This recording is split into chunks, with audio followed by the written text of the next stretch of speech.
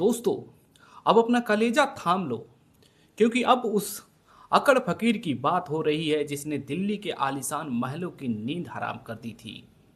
एक ऐसा आदमी जो कभी चुनाव हारने से नहीं डरा, जिसके पास ना अपनी कार थी ना अपना घर, लेकिन जब वह संसद में दहाड़ता था तो प्रधानमंत्री को भी अपने आंकड़ों की फाइलें फिर से चेक करनी पड़ती थी।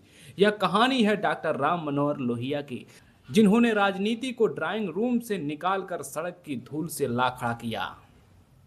1963 की बात है। वह ऐतिहासिक प्रहार 3 आना बनाम 15 आना। 1963 की बात है। संसद में बहस चल रही थी। लोहिया जी ने नेहरू सरकार की चूल्हे हिला देने वाला एक तर्क दिया। लोहिया ने साबित कर दिया कि देश के 27 करोड़ लोग केवल 3 आने आज के हिसाब से कुछ पैसे पर गुजारा कर रहे हैं, जबकि प्रधानमंत्री के कुत्ते पर रोजाना सैकड़ों रुपए खर्च हो रहे हैं। उन्होंने नारा दिया कि सड़कें खामोश हो जाएं तो संसद आवारा हो जाती हैं। उनका मानना था कि अगर जनता चुपचाप अन्याय सहती रहेगी तो नेता तानाशाह बन जाएंगे। इसलिए जिंदा कौमें 5 साल इंतजार नहीं करती, वे हर रोज सरकार से सवाल पूछती है। लोहिया जी केवल राजनीति नहीं, समाज बदलना चाहते थे। उन्होंने 7 क्रांतियों का सूत्र दिया जो आज भी आपके न्याय शक्ति फाउंडेशन के लिए मार्गदर्शन बन सकते हैं।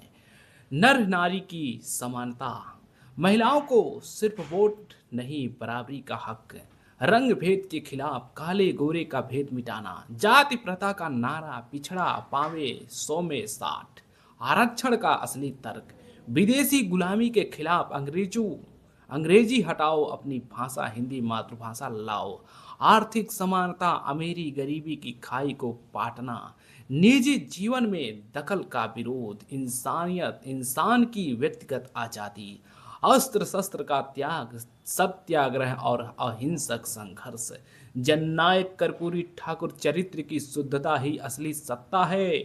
जब लोहिया जी के सिद्धांतों को जमीन पर उतारने की बात आई तो उनके सबसे प्रिय शिष्य कर्पूरी ठाकुर सामने आए।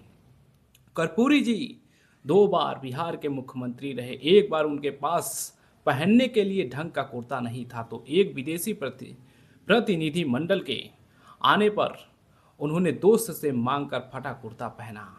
उन्होंने पिछड़ों और अति पिछड़ों को आरक्षण के भीतर आरक्षण मुंगेरी लाल कमीशन देकर असली सामाजिक न्याय की नींव रखी। वे सिखाते हैं कि अगर आपका दामन साफ है तो दुश्मन की बड़ी से बड़ी फौज भी आपको झुका नहीं सकती। आपकी राजनीति और फाउंडेशन के लिए लोहिया कर्पूरी का मंत्र था कि सत्ता का मोह छोड़ो, अगर समाज बदलना है तो सबसे पहले खुद को त्याग के लिए तैयार करो, पिछड़ों को जगाओ। लोहिया ने कहा था कि दलित और पिछड़े जब तक एक नहीं होंगे दिल्ली का सिंहासन नहीं हिलेगा। भाषा की शक्ति, अपनी जनता की भाषा में बात करो तभी वे तुमसे जुड़ेंगे।